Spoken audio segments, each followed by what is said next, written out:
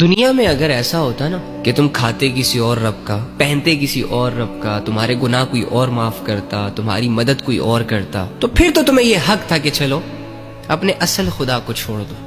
لیکن جب تم یہ مانتے ہو اور یہ جانتے ہو کہ اس ایک اللہ کے علاوہ نہ تمہارا کوئی مددگار، نہ تمہارا کوئی رہبر، نہ تمہارا کوئی دوست، نہ تمہارے پاس کوئی آپشن، نہ تمہارے گناہوں کو کوئی معاف کرنے والا، تو پھر چپ چاپ کر کے اس ایک رب کی عبادت کرو، اس ایک رب کی بات مانو، اس ایک رب پہ بھروسہ کرو، اس ایک رب کے لیے اچھی زندگی گزارو۔ وہ رب غافل نہیں ہے، سب کچھ جانتا ہے۔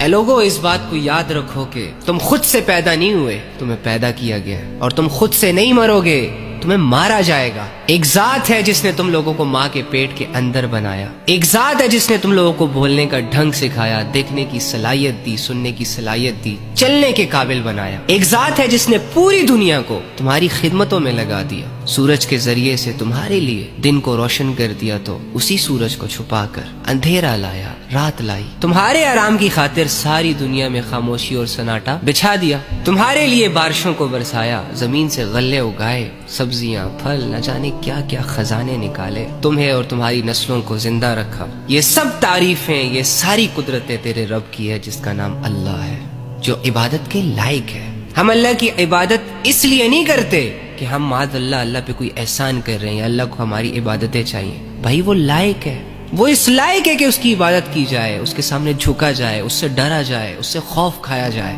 اس کی بات مانی جائے۔ ملک کا پرائم منسٹر ایک کرسی کیا لیتا ہے، پورے ملک پر اپنے قاعدے اور قانون نافذ کر دیتا ہے۔ مجال ہے کہ کسی میں جان بوجھ کر خلاف ورزی کرنے کی ہمت ہو، اور اگر ہو تو بہت بڑی بڑی سزائیں ملتی ہیں اسے۔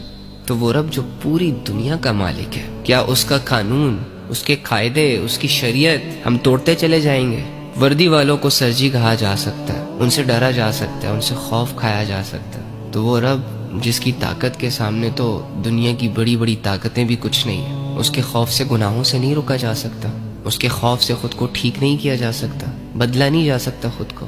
اگر میری اور تمہاری نظر میں اللہ کی کوئی اہمیت نہیں ہے تو اس سے اللہ کو کوئی فرق نہیں پڑتا، ہم اپنا نقصان کر دیں گے نا۔ بے لگام گھوڑوں کی طرح زندگی گزر جائے گی، مر جائیں گے، پھر مرنے کے بعد جو اللہ نے ہمارے ساتھ کرنا ہوا، کون ہے پوچھنے والا، کون ہے بچانے والا، کون ہے مدد کرنے والا؟ تو یار یہ دنیا کی زندگی جو ہے نا، اللہ کے لیے گزارو۔ اللہ کے بغیر اگر یہ گزر گئی نا، بہت خسارہ ہو جائے گا، بہت نقصان ہو جائے گا۔ ابھی بھی دیر نہیں ہوئی، جو وقت باقی بچا ہے نا اس کو قیمتی بنا لو۔ اللہ بڑا قدردان ہے، بہت معاف کرنے والا ہے، بہت فرینڈلی ہے، فائدہ اٹھا لو۔